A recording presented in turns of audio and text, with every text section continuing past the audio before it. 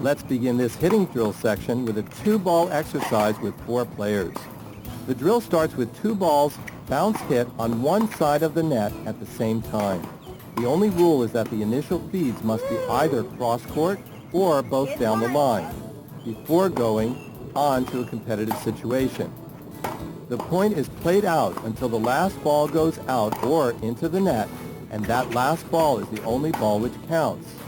Now, don't let the uniqueness of this drill throw you. Having 2 balls in play succeeds in several areas of practice. Number 1, the practice points last longer. 2, they increase focus. 3, it develops reflexes and reactions. And number 4, equally important, it is a lot of fun. Try it, and you'll see what I mean.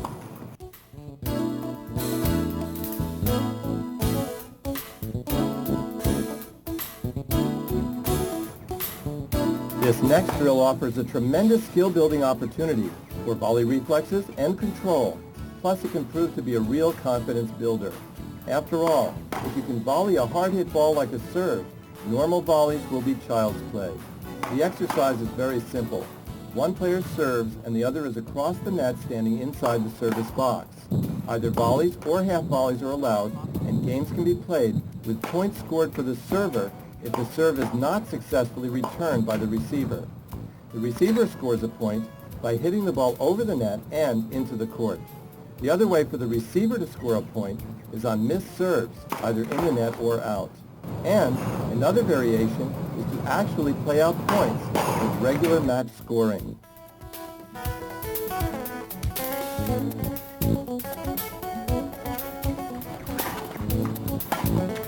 This next drill is called Monkey in the Middle, since it so closely resembles the childhood ball game many of us grew up with. It works well with anywhere between 3 and 6 players, divided up evenly on the court. The backcourt players hit what most resemble passing shots, and the players at the net try to intercept the passing shots by catching the balls with their hands. With an even number of players, have one player at the net on both sides with points scored similar to volleyball. With an odd number of players, the player in the middle, the monkey position, is allowed to catch any ball they can, and then they switch positions with the player who hit the ball. At beginning or intermediate levels, lobs can also be allowed. And for players having trouble catching the ball, encourage them to just block it with both hands and catch it after one bounce to win the point.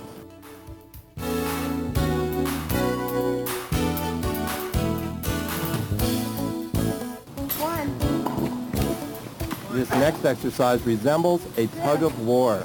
Players are paired up and aim to hit into the alley.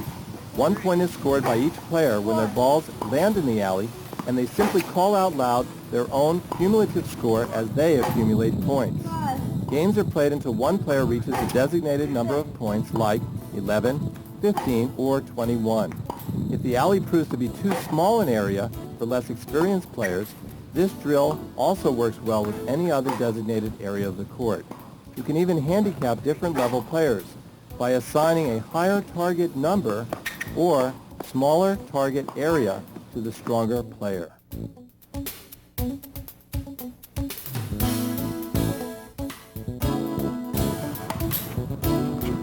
Although this drill is perfect for beginning levels of play, the fact that the skills developed include those required for drop shots and drop volleys make this a great exercise for intermediate levels as well. With 2 players on each side, players work together to pass the ball to one another before it can be hit over the net. Players learn teamwork, movement, and ball control with backspin. And this drill promises that all 4 players on the court will hit the ball during every single point. Nobody will have the chance to stand around.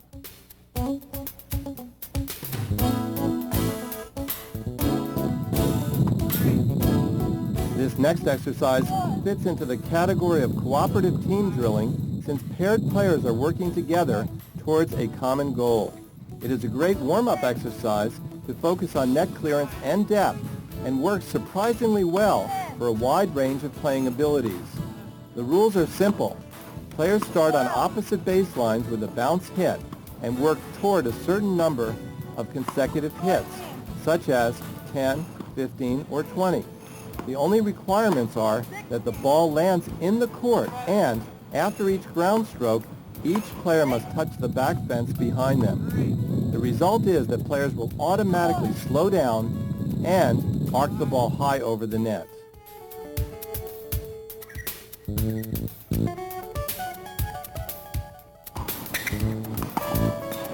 This sideways or horizontal drill creates a different perspective for players of all levels, while it automatically increases both their interest and fun. It also reinforces the importance and necessity of keeping tennis practices visually stimulating. In this demonstration, we have a low divider fence, but you can also try it with a high fence or no fence at all. Since it breaks down the normal, familiar barriers of the court, players' comments include a feeling of increased relaxation and fun, as well as lengthening of their shots, since the court is slightly longer than normal. Our players are competing, where the ball must land in the backcourt area on each court, behind the service lines, and within the singles court.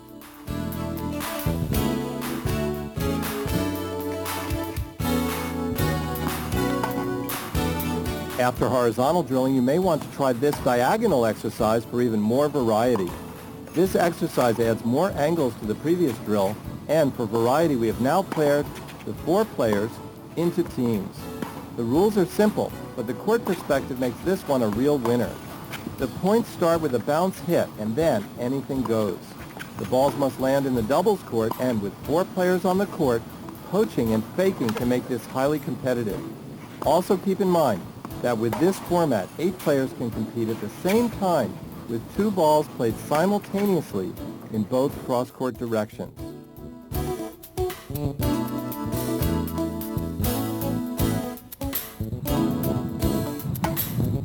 Now, here's a unique drill based on the premise that movement is best guided by physical barriers and obstacles rather than verbal instructions on where to move. In this exercise, the court is divided into thirds on each side of the net by ropes, which are laid down parallel to the net. The rules are simple and help players develop the skills required to play effective doubles. All 4 players start on the baseline and after 2 hits can move to the net. However, the players on each side of the net must move in unison as a team, or they lose the point. This adds a new dimension to learning the skills required to play parallel doubles.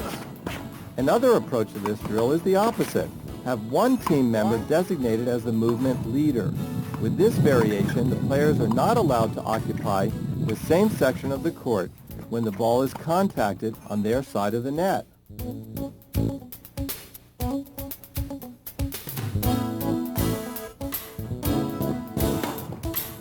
This next exercise is for competitive levels of play with particular focus on developing all the best possible shots with each of the 2 primary spins, 4 ground strokes.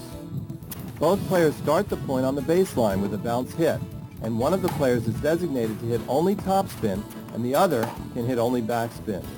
With focus on only one spin or the other, players quickly learn what possible speeds, angles, arcs, and placements are possible with each ball. And at very competitive levels, players may be surprised to learn that the backspin player can often break even or even defeat the topspin player.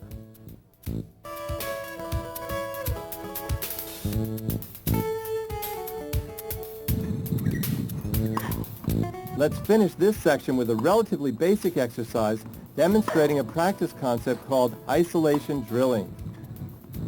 In this particular pattern, one of the players introduces a high short bouncing ball, which their practice partner tries to hit for a winner. The feed can be hit anywhere and the hitter must begin behind the baseline. However, we allow the hitter to reject any ball they want. The priority here is to build confidence. As the players advance, the feeding rule can be that the ball must bounce above the height of the net and in the service boxes to be playable.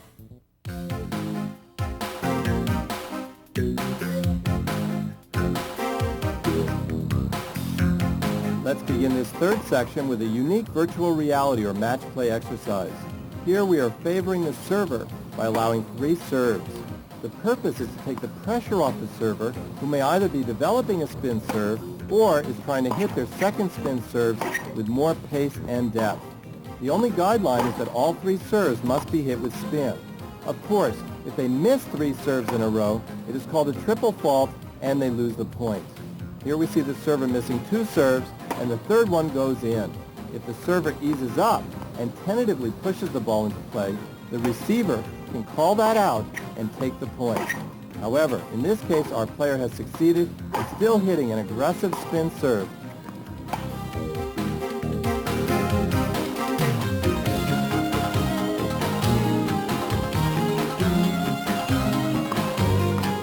This next cooperation game can work for singles, although here we are demonstrating it with doubles. Again, the rules are simple, but force focus on one particular issue. In this case, hitting a consistent cross-court return of serve. As with normal play, if the server misses 2 serves in a row, they lose the point. However, the point does not start until the return of serve lands cross-court and in. As the players become more accomplished, you can allow the server's partner to move up to the center service line and even reach over it with their racket. If they can reach the ball and hit a winner, they have won the point. If they contact it and just get it into play, then the point is just played out. This exercise increases not only the concentration of the receiver, but will also significantly improve the consistency and placement of their returns cross-court.